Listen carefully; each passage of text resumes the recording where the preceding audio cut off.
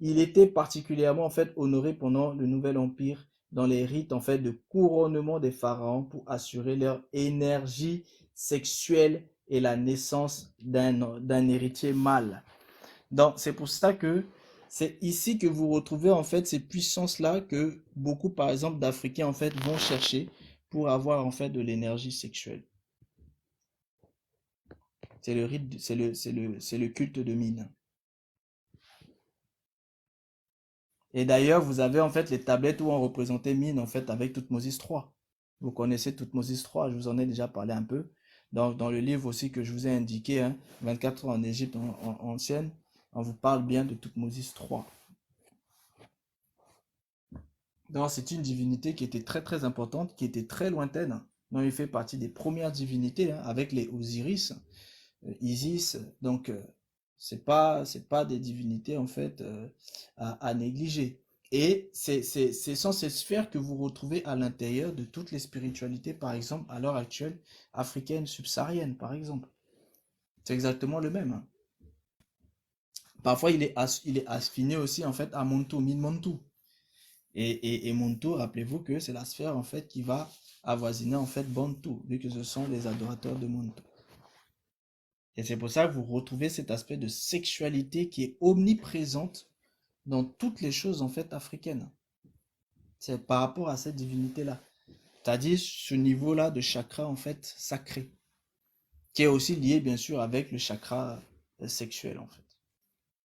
Donc la magie sexuelle. C'est pour ça que vous avez beaucoup de magie sexuelle en fait en Afrique. Vous avez beaucoup d'énergies sexuelles qui sont puisées. C'est-à-dire les dirigeants vont vers, les hommes politiques vont vers des jeunes filles. Ils leur donnent de l'argent pour pouvoir puiser en fait leur énergie au niveau en fait du chakra sacré, c'est-à-dire du chakra sexuel.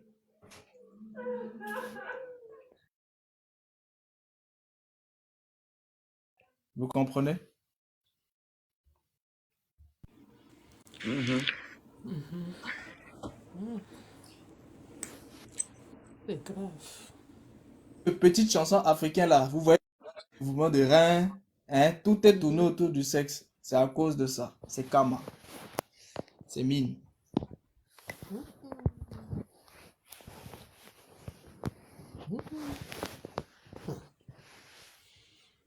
Qu'est-ce qu'on va dire encore? On va seulement dire que, ok, on a compris. Donc, Kama vraiment, il ne nous rend pas service. Hein. Parce que les gens font de la magie sexuelle sans même savoir où va cette énergie, sans même savoir, même, en tout cas, en fait. En fait, vous devez Et comprendre que Lena, quand elle fait de la tout, magie sexuelle, elle utilise cette énergie pour quelque chose. Ces gens-là, ils l'utilisent pour quelque chose. Les Africains, ça va où? en fait, mais justement, ils l'utilisent aussi de la même manière. Vous pensez qu'ils nourrissent comment en fait les égrégores en fait là-bas, les égrégores spirituels, là, ils les nourrissent comment? Ils les nourrissent principalement avec l'énergie sexuelle.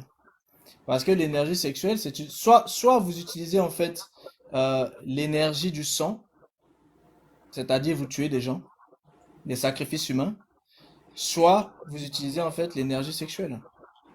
Parce que c'est le type d'énergie qui se fait récupérer beaucoup plus facilement et vous pouvez avoir de très grandes quantités pour pouvoir en fait faire un certain nombre de choses avec. Parce que l'énergie sexuelle, ce que vous comprenez pas, c'est que l'énergie sexuelle, c'est-à-dire l'énergie de cet aspect de, de, de,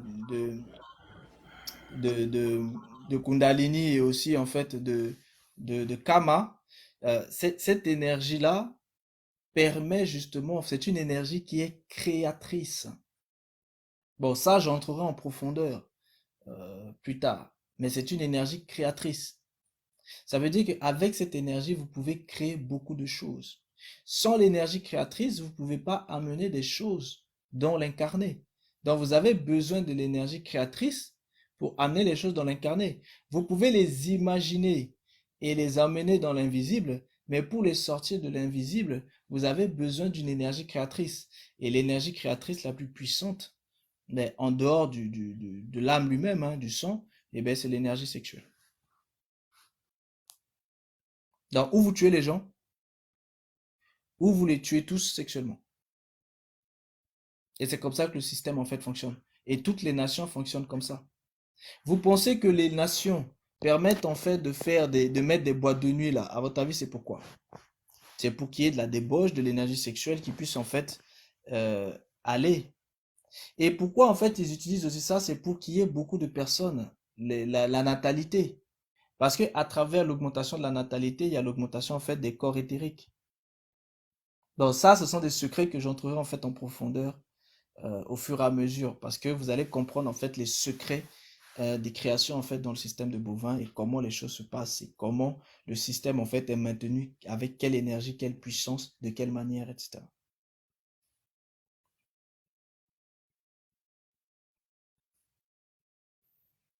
Donc voilà.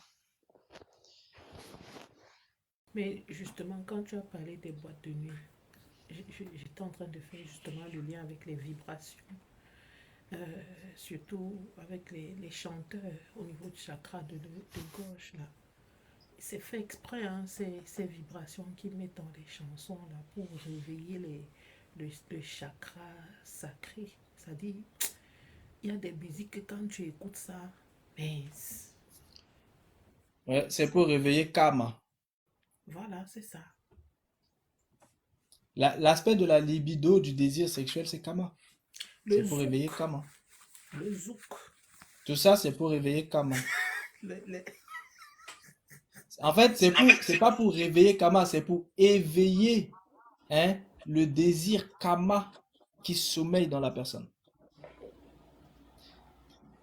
Et en Occident, ceux qui veulent faire là, avec les cours de sexualité dans les écoles, c'est pour justement en fait éveiller en fait le désir Kama dans les enfants.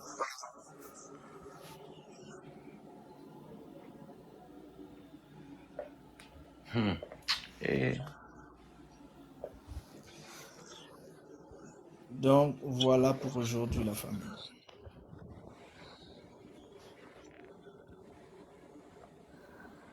info plus. maintenant, chacun crée son dharma. C'est pas maintenant, hein, ça a toujours été ainsi. Le dharma en fait a toujours été créé par les individus, mais pas que les individus, on entrera aussi en profondeur. Parce que le dharma c'est l'action. Vous n'êtes pas les seuls à faire des actions.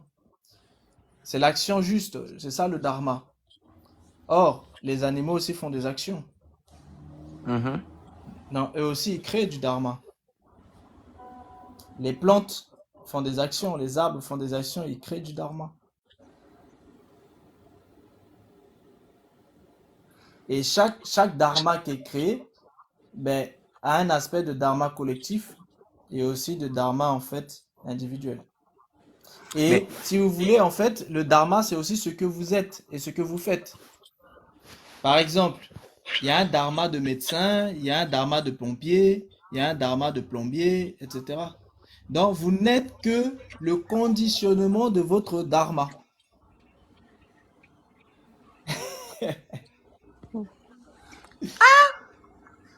il y a un dharma de chômeur Donc, aussi. bien sûr, C'est pas possible. Et on peut passer d'un le dharma à dharma, l'autre. c'est quand les conditions, oui, parce que les phénomènes changent selon les conditions. Donc, quand les phénomènes changent, quand les conditions changent, le phénomène s'adapte aux conditions. Donc, vous créez un dharma. Bon, si ce dharma-là n'est pas juste, eh bien, il se transforme en karma. Donc, vous créez un karma. Donc, quand les gouvernements euh, passent de la majorité sexuelle de 18 ans à 14 ans, ils créent un nouveau dharma. Enfin, quand on parle d'un nouveau dharma, c'est que oui, quand eux, ils font la loi, ils créent un dharma. Bon, ce dharma-là, il est à la fois individuel et il est à la fois collectif. Collectif parce qu'il régit tout le monde. Donc, il est une loi, une énergie qui régit tout le monde. Individuel parce qu'il régit chacun. C'est aussi pour ça qu'ils vous ont dit, par exemple, nul n'est censé ignorer la loi. En fait, c'est comme s'ils sont en train de vous dire, nul n'est censé ignorer qu'il est sous un dharma collectif et sous un dharma individuel. Et la meilleure façon de maîtriser le dharma, si j'ai bien compris, c'est le fruit de l'esprit. C'est de développer le fruit de Non, l'esprit. non, plus tard, en fait, je vous dirai comment les choses se passent par rapport Ok. à la question que tu es en train de te poser. Parce que tu peux pas maîtriser comme ça, en fait, ton dharma. Parce que c'est extrêmement complexe. En fait, pour que vous compreniez, c'est que autant le karma est la création, en fait, d'une énergie, mais aussi d'une loi euh, de récurrence, c'est-à-dire une loi de causalité à l'intérieur de votre être, autant le dharma, c'est la création, en fait, de la loi individuelle et générale pour votre être. En fait, c'est comme si, à travers le dharma, vous créez votre propre loi du bien. Et à Mhm. travers le dharma, vous créez la loi du bien collective.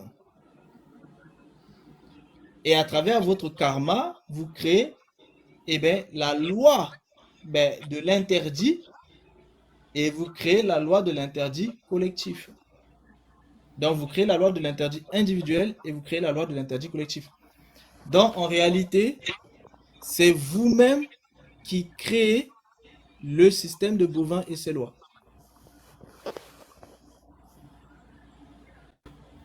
Mhm.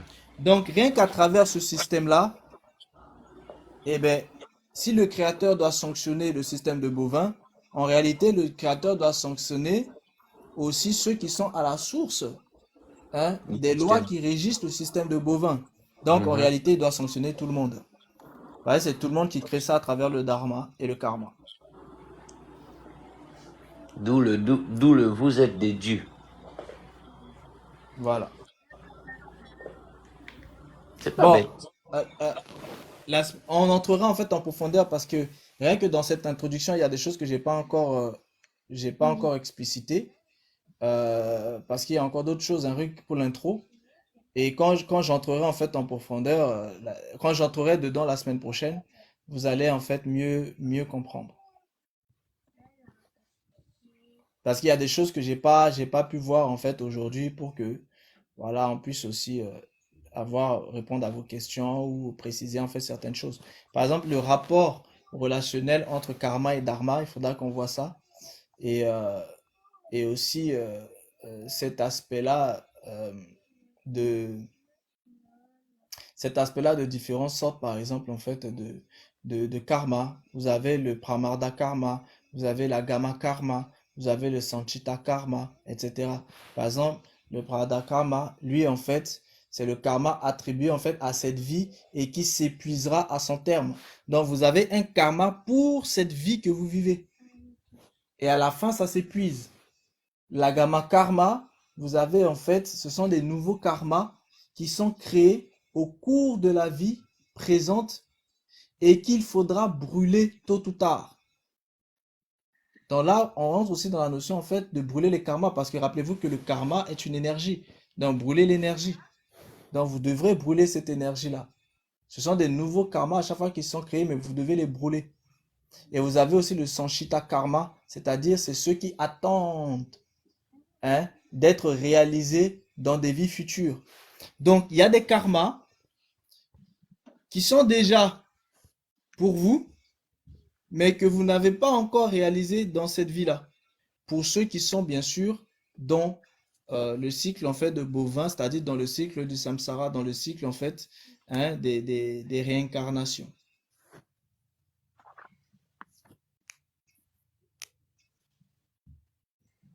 Mais en fait, tout ce problème, c'est quoi? Ben, c'est lié en fait au dharma. C'est pour ça que je vous ai dit que quand quelqu'un touche automatiquement au karma, il touche au dharma. Parce que le dharma, c'est quoi? Le dharma, ce sont des actions positives. Bon, celui qui a touché en fait au karma, l'action que lui-même il a faite, elle est positive pour la personne qu'il est parti changer. Parce qu'il a changé son truc négatif en un truc positif. Donc, il a changé le karma de cette personne en un dharma. Bon, le problème, c'est quoi? C'est qu'il a transformé un karma en dharma. Mais le souci, c'est que sa transformation a fait que ce karma-là a été transphasé en fait chez d'autres personnes parce que ça a changé aussi le karma et le dharma de d'autres personnes. Donc en réalité, en fait, en transformant un karma en dharma, il touche en fait au dharma général. C'est-à-dire non seulement il touche à des dharmas individuels, mais il touche aussi à des dharmas collectifs.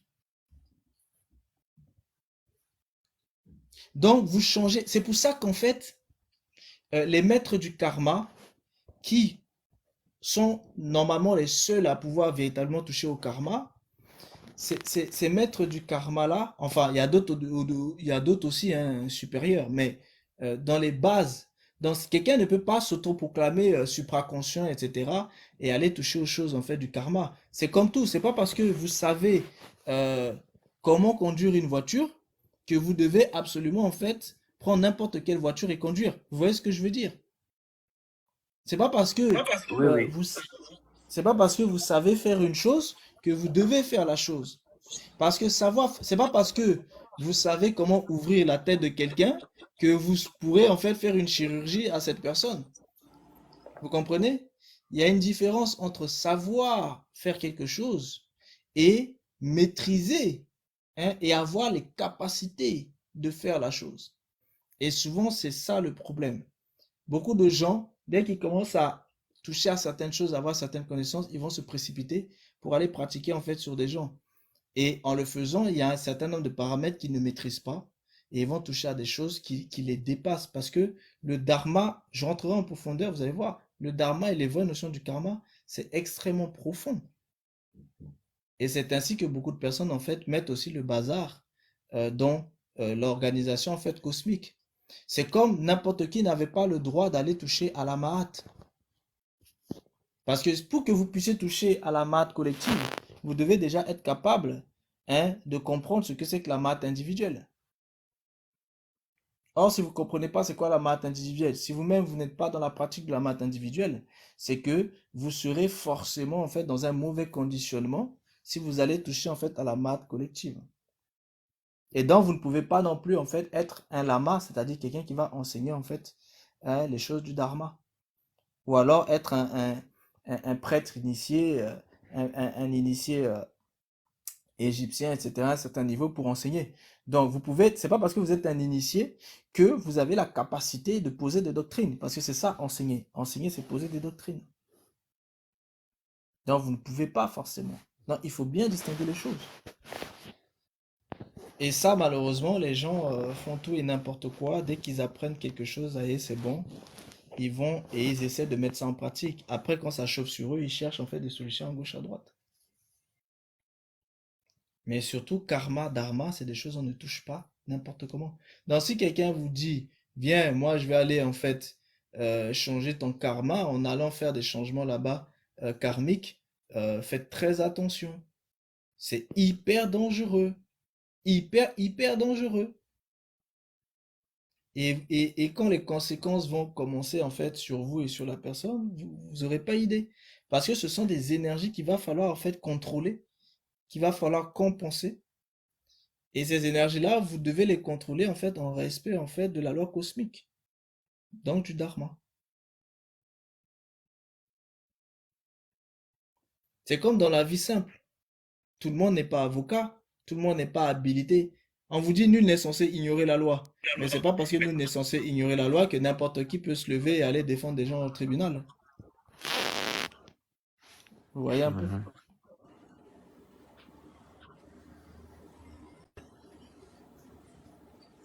C'est vrai. Là, il faut bien comprendre hein, le karma. Le dharma, c'est... D'accord. En tout cas, j'ai compris. Merci. Ça m'a donné Mais, même beaucoup d'images sur la tête direct. Vraiment. mais est-ce que le dharma, en fait, est lié avec le destin, la destinée? Forcément. Oui, j'entrerai en profondeur les prochaines fois. Parce que j'avais lu, en fait, un livre, j'avais un livre sur le dharma. Ils avaient dit que c'était, en fait, un écho, non? Ou c'est moi? Le but de la vie. en fait, de ton existence en fait sur la terre. Mais bon.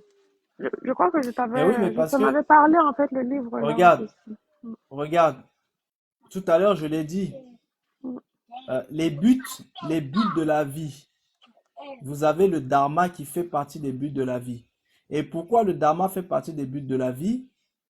C'est parce qu'en fait, c'est le dharma qui donne la disposition sociale. Ça veut dire quoi? Ça veut dire que ce que vous êtes dans la société, c'est dans votre dharma.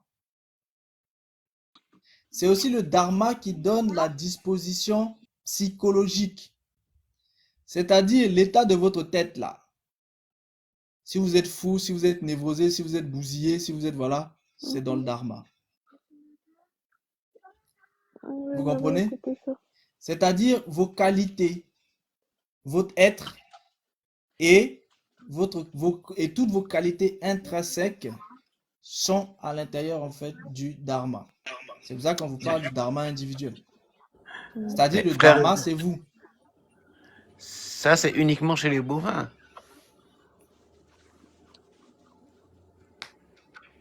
Non? Et c'est chez les bovins, mais euh, tout le monde vit dans le système de bovins.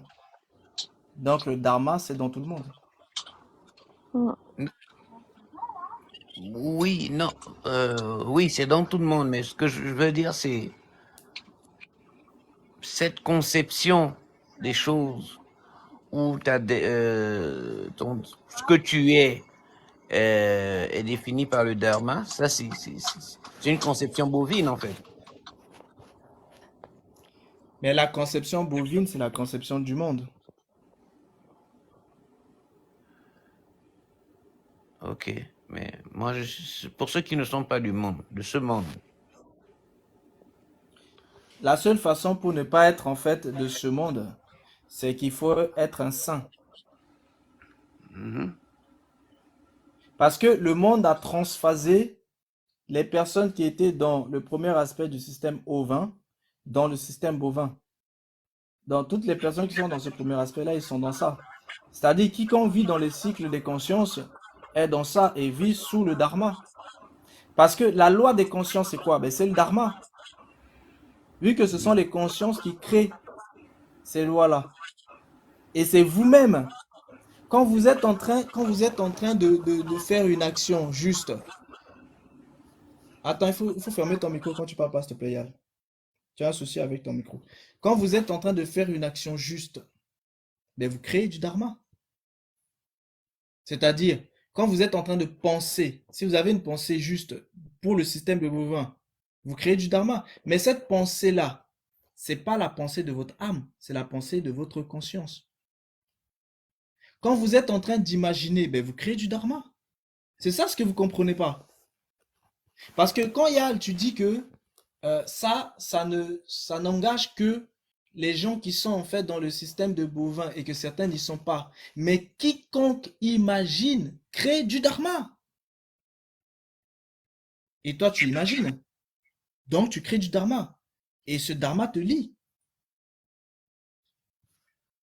Donc, tu es dedans jusqu'au cou. Tout ton corps même est plongé dedans.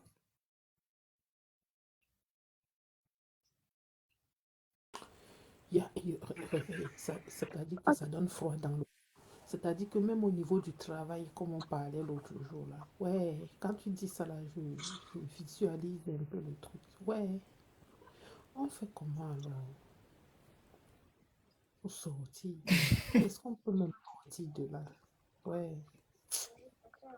ça veut, ça veut dire que, frère, ça veut dire que pour nettoyer son karma, il faut créer beaucoup de dharma. Oui, Oui. mais tu vas créer du dharma où? Pour Oui, compenser son karma, bon, c'est le dharma. il faut créer du dharma. Mm, Mais le problème, c'est que le dharma que tu crées, mhm. ben, te lie aussi. Bah oui. Donc, C'est c'est-à-dire, de... en fait, quand le dharma que tu as créé, c'est une action juste. Mais cette action juste-là, elle devient une loi pour toi. Donc, si toi, il t'arrive en fait d'enfreindre cette action juste, eh ben, c'est que tu viens de créer un karma sur le dharma que toi-même t'avais créé. C'est-à-dire que le système Mm, infini, non. Le serpent qui se mord la queue, non? C'est ça, non? Mais, frère Réveil, quand... Attends, ça me donne les mots de tête. Ça dit que c'est ça là, c'est le système qui se mord la queue. Et c'est-à-dire que quand toi tu vas créer ton dharma, pendant que tu crées ton dharma, la part d'imagination, tu pratiques même déjà la magie. Ouais, ok. Oui. Parce que rien que la création, en fait, du dharma, c'est de la magie. Mais oui, c'est de la magie. C'est la loi, parce que c'est la maths. La maths, c'est quoi? C'est la loi du cosmos. Le cosmos n'est pas la véritable création. Le cosmos, c'est tout le système bovin. C'est ça le cosmos. Le cosmos, c'est l'univers bovine, l'univers bovin. C'est ça le macrocosme. Mais c'est pas le véritable univers. C'est l'univers bovin. Donc, vous voyez bien que quand vous créez du dharma, vous participez à la création de l'univers bovin.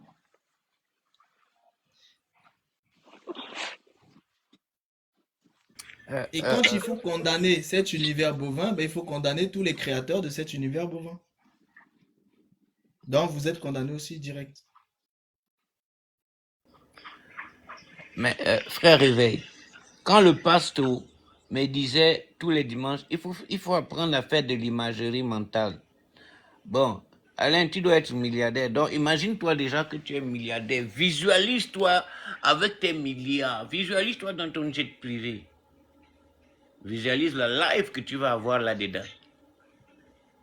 Tu crées du dharma. Il était en train de te faire développer l'artha. Ça s'appelle l'artha. Ils sont pas sérieux.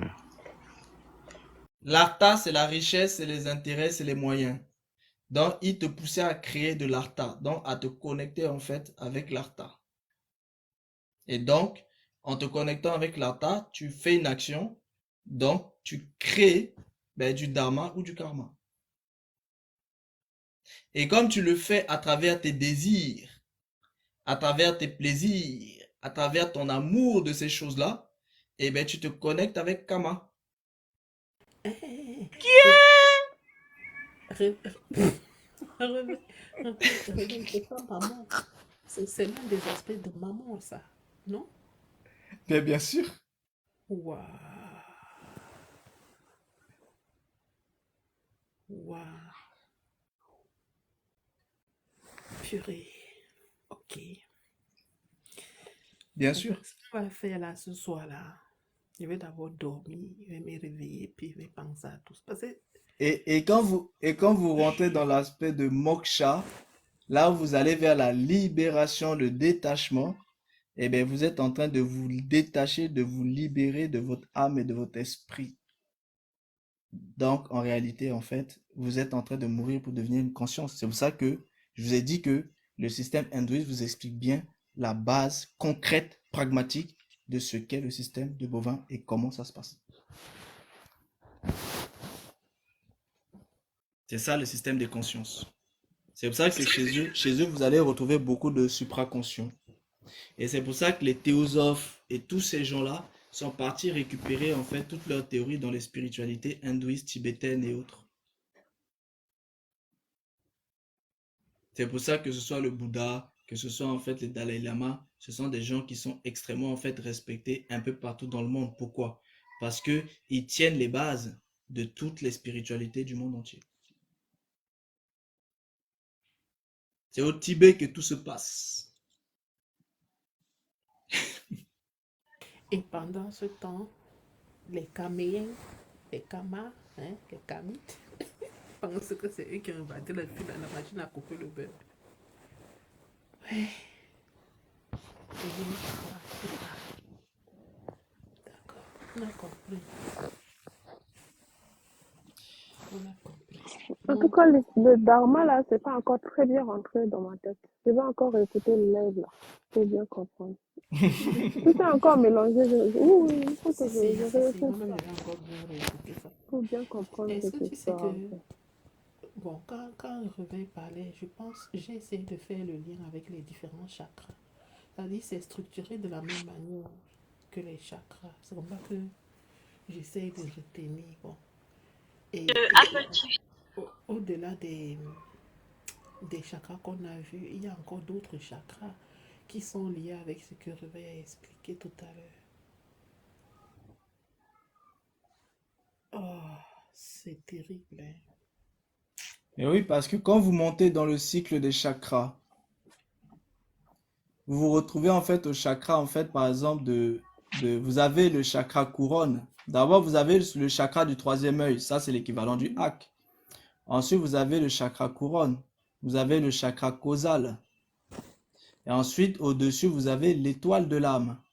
Et après, vous avez en fait la porte des étoiles. Le chakra porte des étoiles. Bon, quand vous êtes par exemple en fait au niveau du chakra étoile de l'âme, c'est votre étoile céleste. Donc, ces niveaux-là, là, la personne en fait est déjà en fait en pleine connexion en fait avec les consciences universelles. Donc là, vous êtes en plein dans les sièges même en fait hein, du dharma et du karma, c'est-à-dire ces êtres-là sont dans les sièges justement en fait de tout ce qui concerne les informations et toutes ces mémoires-là. Rappelez-vous que les informations, ce sont des choses qui sont créées. C'est pour ça qu'à chaque fois quand vous-même en fait vous produisez des informations, qu'elles soient vivantes ou mortes, et bien ces informations-là en fait vous créez en fait des choses. Et bien ce que vous créez, c'est du karma et du dharma, tout simplement.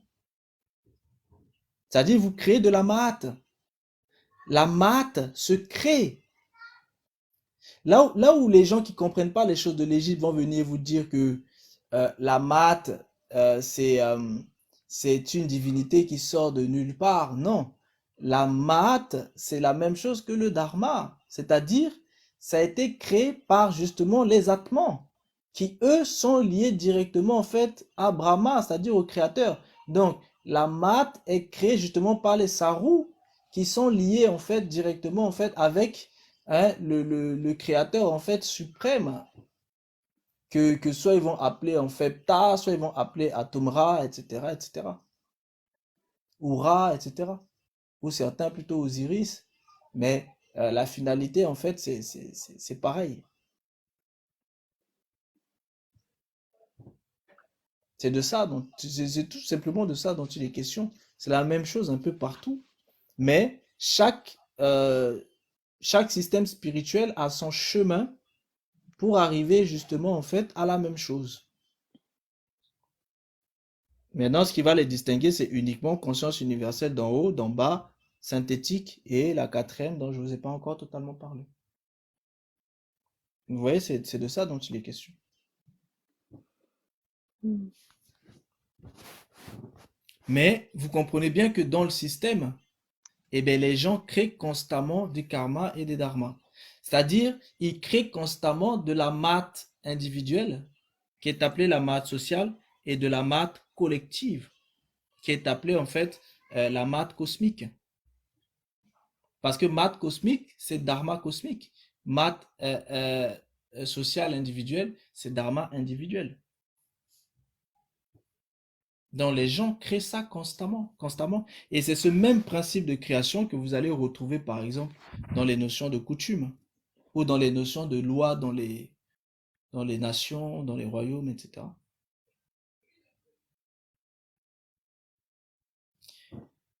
Donc voilà.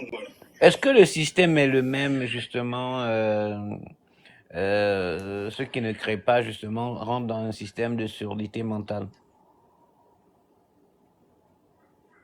C'est-à-dire, Tu vois, pour les Égyptiens, ceux qui ne produisaient pas oui. maths étaient en surdité mentale, étaient rentrés en surdité mentale. Est-ce que dans le système, justement, euh, du Dharma, là, ça existe aussi, là, on peut se mettre en position volontaire de surdité mentale? Genre ne Non pas mais créer. attention, attention, la surdité mentale, c'est un obstacle au Sekem. Sekem, c'est la force d'inertie qui est liée en fait à la divinité Sekhmut. Donc, euh, quand on parle en fait de obstacle au Sekem, c'est là où on va parler de surdité mentale. Et l'obstacle au Sekem, c'est ce qui permet, en fait, c'est ce qui empêche justement de développer la flamme qui est à l'intérieur, en fait, du Hak.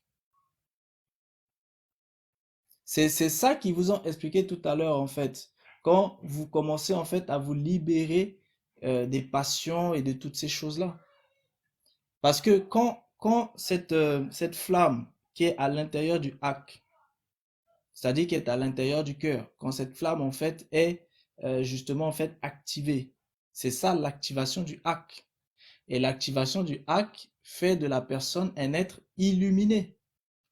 Mais tant que le Hak n'est pas activé, cette personne est uniquement un sachant, mais non un illuminé. Donc c'est vraiment deux dimensions différentes. Et les illuminés sont ceux qui sont en fait les grands prêtres en Égypte, c'est-à-dire ceux qui sont cloîtrés dans le Naos.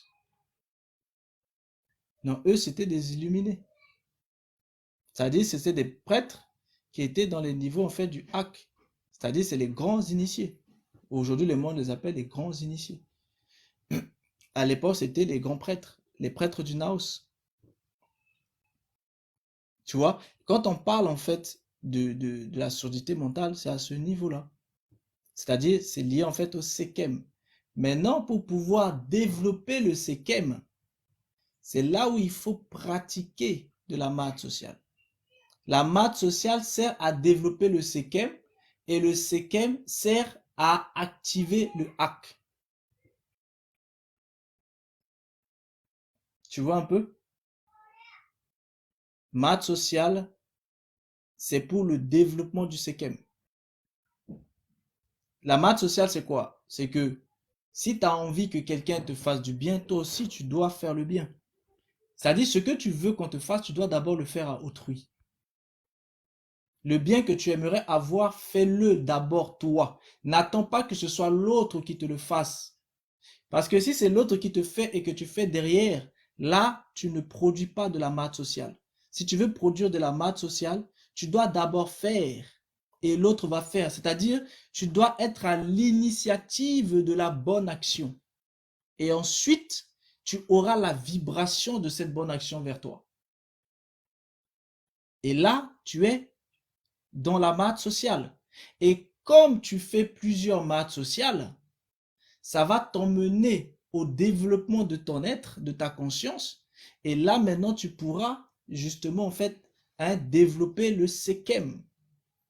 Bon, les choses qui empêchent de faire de la maths sociale et qui empêchent justement, en fait, de développer, en fait, le Sekem, c'est la surdité mentale, c'est la paresse et c'est aussi, en fait, l'avidité. Ce sont les obstacles au Sekem. C'est ça, en fait, quand il s'agit, en fait, des Sekem. Ok. Montou, bonjour. Bonjour, Moto. Bonsoir. Bonsoir à tous.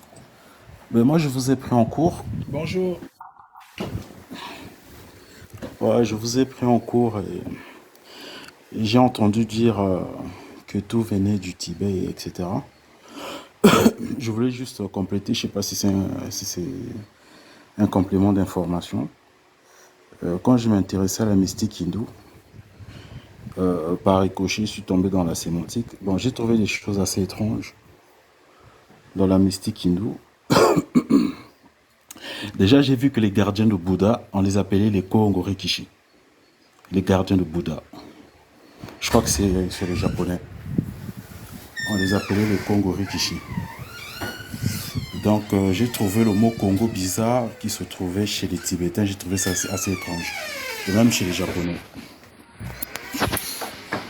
Et quand vous allez plus loin, Tu as beaucoup de bruit derrière toi, Montou.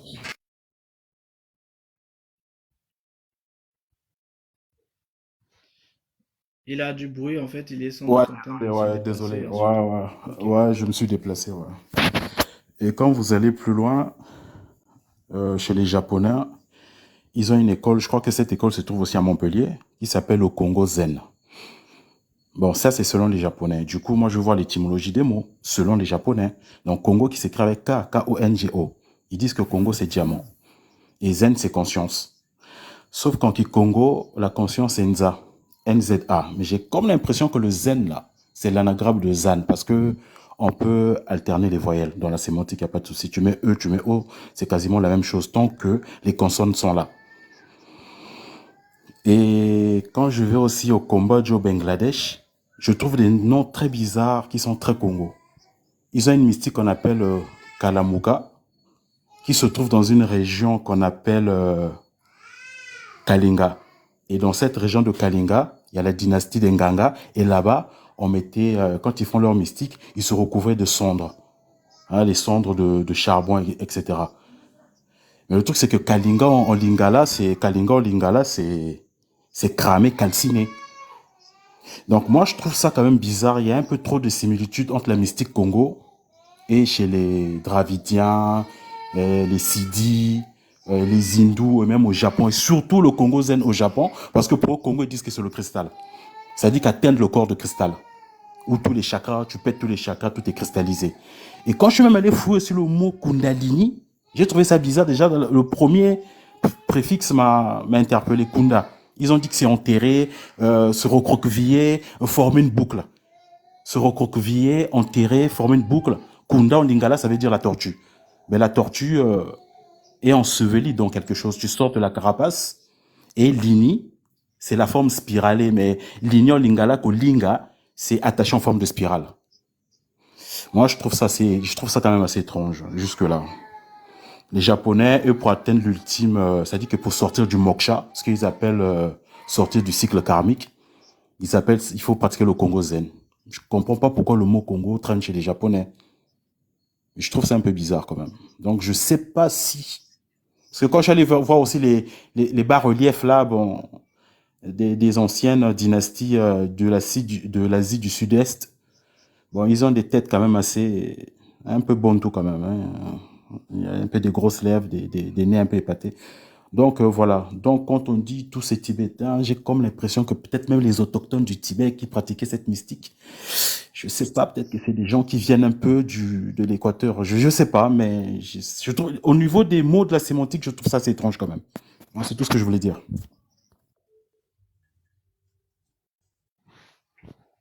Ok.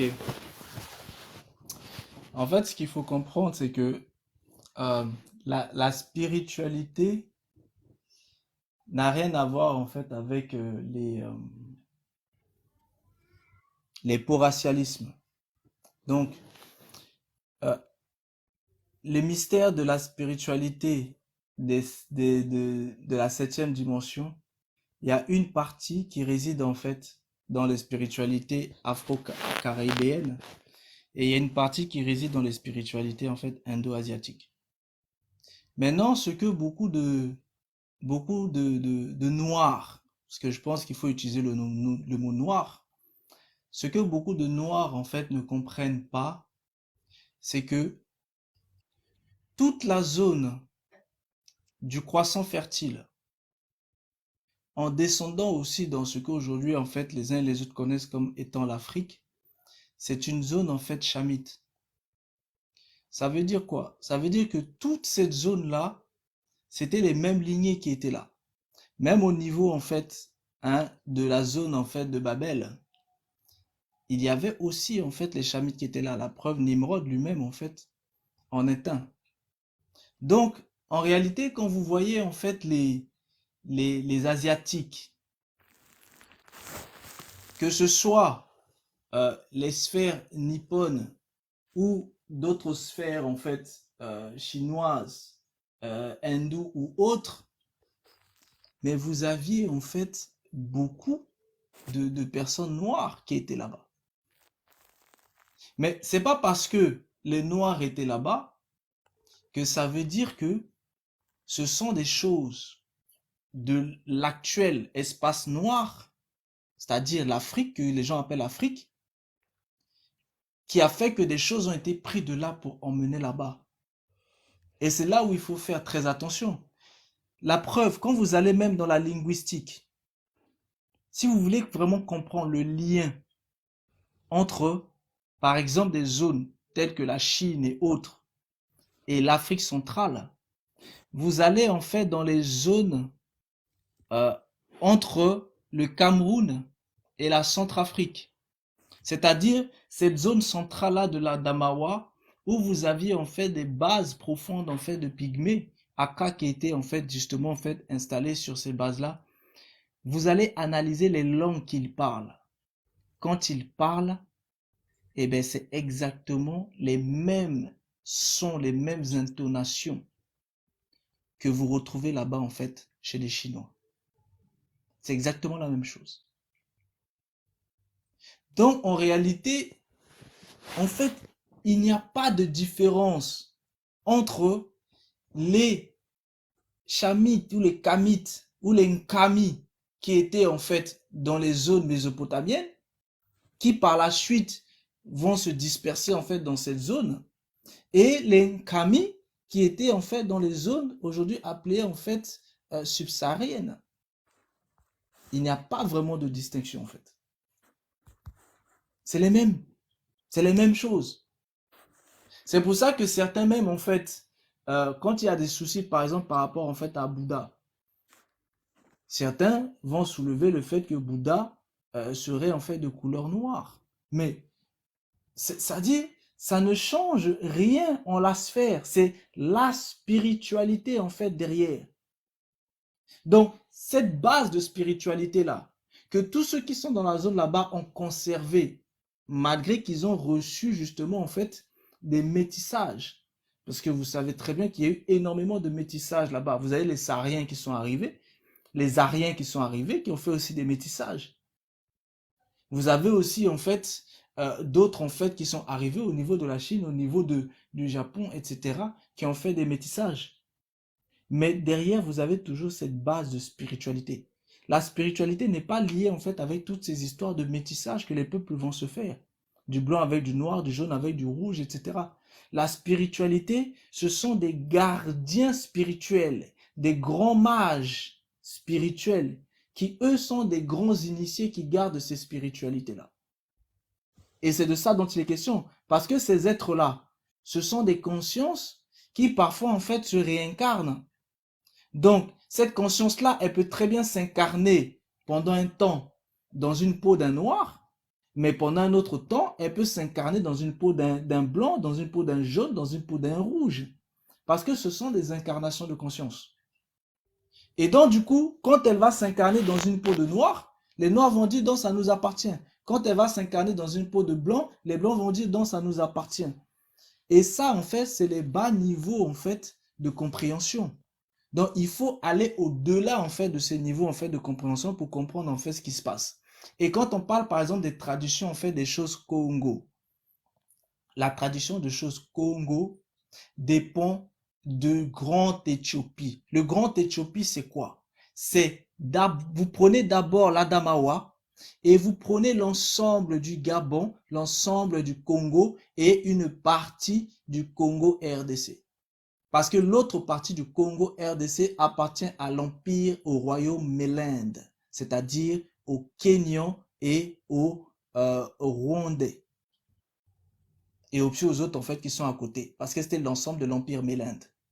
Et c'est ça qu'ils veulent récupérer là, par rapport à la guerre qui est en train de se passer là-bas au Congo. Donc, vous comprenez bien que quand on parle en fait de Congo, j'avais défini ça déjà en fait en live, le Ko et puis le Ngo. Quand on parle de cet aspect-là, eh bien, c'est quelque chose qui concerne toute la base. Et cette base, elle est régie dans l'Adamawa. Elle n'est pas régie dans le royaume Congo Nzinga. Et c'est ça l'erreur que beaucoup de gens font. Même le Lingala, la base du Lingala est installée dans l'Adamawa. C'est de l'Adamawa que c'est descendu. Et que ça s'est dispatché en fait. Donc, si vous voulez faire des traductions en fait par rapport aux langues, il faut aller en fait dans les bases. Vous devez aller en fait dans ceux qui se trouvent là, les pygmées qui se trouvent dans l'Adamawa. C'est là-bas que vous allez retrouver en fait les bases. Parce que quand vous allez les entendre parler, eh bien, ils peuvent se comprendre avec les Chinois qui sont là-bas en Chine. Parce que ce sont les mêmes langues. Et cette langue-là ne s'appelait pas forcément Congo. Je peux comprendre que les gens utilisent en fait hein, le terme Congo par rapport au Ko, par rapport au Ngo, par rapport à cet aspect en fait de domination royale qui est bâti sur le lion, le léopard et la panthère. Mais le lion, le léopard et la panthère étaient justement diligentés en fait par l'intelligence. Et l'intelligence, là, vous la retrouvez en fait dans la colombe et dans l'éléphant. Et ça, c'est ce que beaucoup de gens en fait ne comprennent pas. Et c'est tout ça qui faisait la puissance en fait, hein, du royaume Kush, le véritable royaume Kush. Parce que tout le continent était appelé comme ça. Même l'océan qu'ils ont appelé aujourd'hui Atlantique, normalement c'est l'océan en fait éthiopien, c'est l'océan Kushite. Et l'actuelle Éthiopie n'a jamais été l'Éthiopie, ça a toujours été l'Abyssinie et les autres, non, Aksum et autres. Donc vous voyez, ce sont les mêmes sphères qui se retrouvent là, dans cette base-là en fait, d'Afrique centrale. C'est comme les Khoisan. Aujourd'hui, vous retrouvez les Khoisan au Botswana et une partie en fait en Afrique du Sud et autres. Mais à la base, les Khoisan, ils étaient aussi dans l'Adamawa. Et c'est les Bantous qui vont faire partir les Khoisan. Mais une partie des Pygmées, eux, vont rester en fait avec les Bantous. Mais les spiritualités de base vont se maintenir. Parce que quand les Bantous se sont manifestés, eux, ils ont fait justement en fait le mélange avec la spiritualité Pygmée qui était là et avec la spiritualité Muntu. Et c'est comme ça que vous retrouvez en fait les mêmes choses. Donc, ce qu'il y a en fait en Afrique, eh bien, c'est la même chose que vous retrouvez dans les zones en fait mésopotamiennes là-bas. Et c'est pour ça que le secret de la 7e dimension est dispatché en fait dans ces deux zones. Vous avez une partie de ce secret-là dans les spiritualités subsahariennes, c'est-à-dire ces spiritualités bâties sur les bases en fait de cette grande Éthiopie, et l'autre partie, vous retrouvez ça dans les spiritualités en fait indo-asiatiques qui se sont en fait recroquevillées en fait dans les sphères tibétaines. Mais ces deux spiritualités-là sont complémentaires parce que une partie des secrets a été partagée en fait entre ces deux spiritualités-là. Pourquoi? Parce que ce sont des mêmes styles d'être en fait qui sont là-bas à la base. Et quand aujourd'hui les Chinois viennent en fait en Afrique, eh bien c'est tout simplement parce qu'en fait ils veulent réunifier en fait les deux. Parce qu'en réalité, ce sont en fait des bases les mêmes gens. C'est pour ça que vous voyez même que même jusqu'à aujourd'hui, les Chinois sont en train de vouloir retrouver maintenant en fait les cheveux crépus.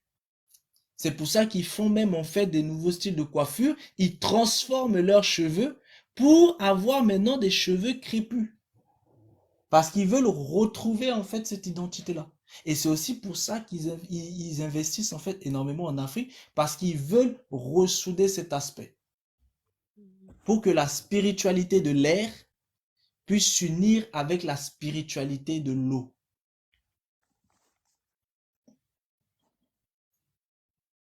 Donc c'est les mêmes choses. Ceux qui se distinguent, c'est les spiritualités occidentales qui sont des spiritualités de feu.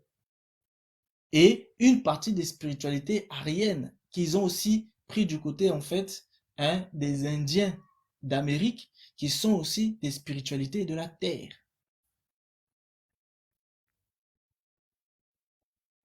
Donc vous voyez, c'est les mêmes choses. Donc la spiritualité de la terre s'est unie en fait avec la spiritualité du feu. Et c'est ça ce bloc occidental qui est en train de se former. Mais la spiritualité de l'air est en train de s'unir avec la spiritualité de l'eau. Et c'est ça ce bloc chino-afrique qui est en train de se former. Donc c'est les mêmes gens qui se retrouvent en fait. Parce que c'est les mêmes spiritualités. Donc il n'y a pas de c'est venu d'un tel d'abord ou c'est venu de tel. Non.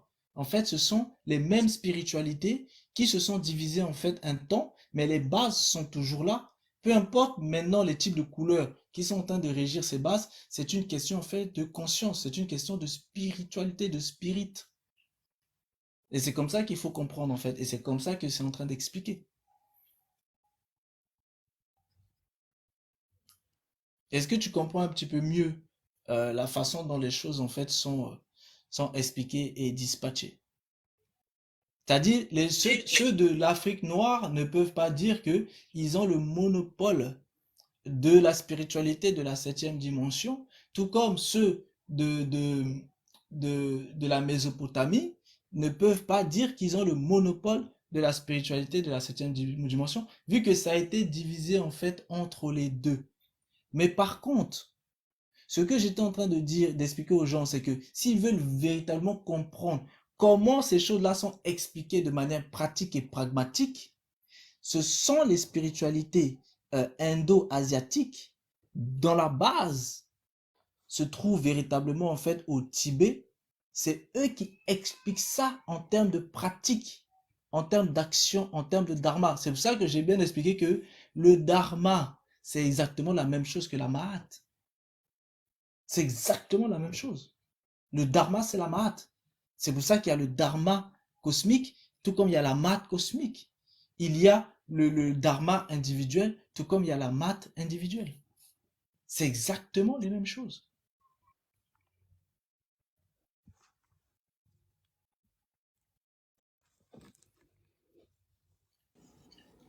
Il a démissionné, réveil. Il est plus là depuis tout à l'heure. Bon, au moins ça a permis de réexpliquer un certain nombre de choses à tout le monde pour que les uns et les autres puissent vraiment comprendre. Mais il faut bien comprendre, hein, le secret de la septième dimension là a été divisé en deux. Une partie dans les spiritualités africaines, c'est-à-dire précisément afro-caribéennes, et l'autre partie dans les spiritualités en fait indo-asiatiques. Les Occidentaux ne connaissent pas ces secrets-là. Ils ne connaissent pas les secrets de la septième dimension. C'est pour ça que eux se sont concentrés sur les consciences synthétiques. Et ils cherchent les secrets. C'est pour ça que eux ils ont mis en place le transhumanisme synthétique. Parce qu'ils n'ont pas le secret du véritable transhumanisme. Parce que ce secret-là est caché dans le Mvet. Et jusqu'à présent, les grands initiés du Mvet cachent toujours ce secret.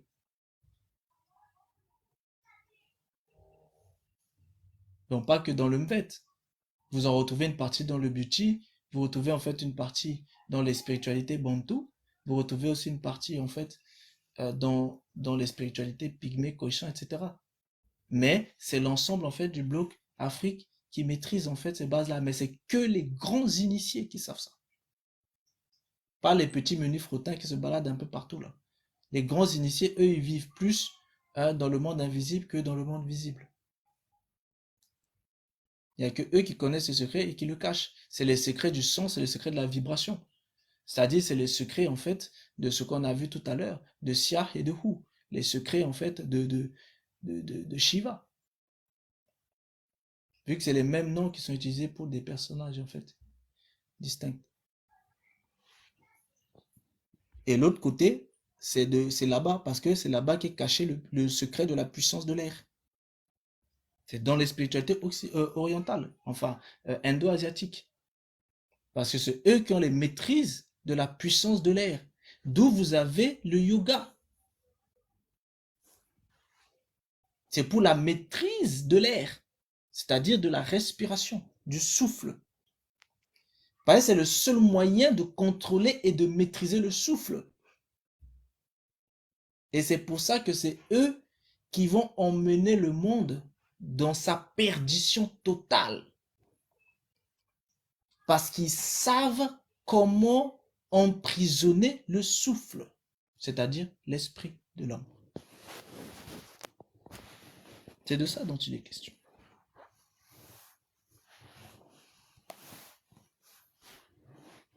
Et les autres, c'est avec l'eau. Donc, vous savez très bien que l'eau, c'est la prison de l'esprit. Donc, ceux qui maîtrisent la spiritualité de l'eau et ceux qui maîtrisent la spiritualité de l'air, c'est eux les plus dangereux. Et c'est eux qui peuvent activer la septième dimension. C'est-à-dire les infinis. C'est de ça dont il est question. Et c'est ça dont les Occidentaux, ils craignent. Ils ont très peur de l'alliance entre la Chine et l'Afrique parce qu'ils savent que, en termes de spiritualité, ça risque d'activer justement l'union entre l'air et l'eau. Et ce sont les secrets de la 7e dimension. Bon, je pense qu'on a déjà trop dit pour aujourd'hui. Ok, On va en garder un peu pour la prochaine fois. oui, pour mardi. On regarde un peu pour mardi prochain. Et aussi pour le live privé. Voilà. Merci tout le monde. Merci pour les cadeaux, c'est très gentil. Merci pour les tapotages aussi. Ah oui, oui. Merci pour les partages. Merci pour ceux qui ont pu être là aussi, hein, avec nous, discuter, les questions. Et merci en fait à tous, hein. Ça permet justement d'avancer. Il n'y a pas de questions bêtes, il n'y a pas de position en fait inutile. Toutes les positions en fait sont bonnes. Les questionnements en fait de Muntu nous a permis d'entrer un peu plus dans certaines profondeurs. Bon, il y a aussi des choses que je ne peux pas rentrer trop en détail, notamment dans les lives publics, parce qu'il y a beaucoup de chacals qui sont là, hein, cachés derrière, et puis aussi hein, en somme pour pouvoir récupérer en fait des infos. Mais je vais pas leur donner parce qu'ils vont faire beaucoup de mal avec. Oui. Donc voilà. Donc c'est pour ça que parfois voilà, il y a des infos que je vais pas forcément trop donner. Parce que vous savez, la spiritualité, il y a aussi, rien que dans l'aspect de dharma, vous avez le dharma collectif. Donc, ce dharma collectif-là, c'est lui qui permet qu'il y ait beaucoup de choses, hein. Et quand on va rentrer en profondeur, vous allez comprendre à travers le corps éthérique et tout ça. Donc, il y a des secrets qui sont institutionnels. Il y a des secrets qui sont de l'ordre des États. Et certaines personnes mal intentionnées, on ne peut pas non plus leur donner en fait des secrets comme ça. Parce que sinon, ils vont aller faire beaucoup de n'importe quoi avec sans véritablement comprendre et contrôler les choses. C'est comme les dharmas. Je vous ai dit, les gens créent continuellement en fait du dharma sans même s'en rendre compte. Et le problème, c'est que si eux-mêmes ne respectent pas ce dharma, ils vont créer en fait un karma. Et le karma qu'ils vont créer peut être non seulement individuel, mais aussi collectif. Et ça, c'est très dangereux. Très dangereux de créer du karma collectif. Parce que vous touchez en fait à la vie de beaucoup de gens, parfois d'une nation tout entière. Donc voilà. Merci tout le monde. Merci Et on beaucoup. se dit à demain live privé. Oui. Pour ceux qui sont en live privé, 20h15. À dimanche aussi pour live privé pour ceux qui y sont. 15h et puis 16h. Non, demain c'est team réveil. 20h15. Dimanche 16h heure de France, hein, bien sûr. Team prière. Et puis Oui. La prière d'abord. team droit à la parole, oui. Et team droit à la parole pour à 16h. Merci beaucoup à tous. Donc, merci Et à ben nous tous. ici en public, voilà, en public on se retrouve le mardi prochain. Mardi, on continue avec Voilà. Karma Dharma. Voilà. Oui, c'est une longue série, hein. Il y a beaucoup de choses à voir à l'intérieur. Donc c'est une longue série, donc accrochez-vous. Après, les personnes qui ont raté en fait le live de mardi, j'ai déjà mis en fait une partie aujourd'hui sur YouTube. Si vous allez sur YouTube, les Ranesters, vous allez voir que j'ai déjà mis deux. Et les deux autres parties, je vais les programmer pour demain. Comme le live va durer 4 heures, je vais couper en 4. Donc, vous pouvez aller réécouter pour les personnes qui ont raté en fait le live de mardi dernier. On t'entend pas bien droit à la parole parce qu'il y a le Le micro de micro Yal de qui est Yann ouvert. est ouvert. Ouais. Oui, c'est pour ça en fait. J'ai dit, en Ok, fait, là c'est bon, tu peux parler. ok.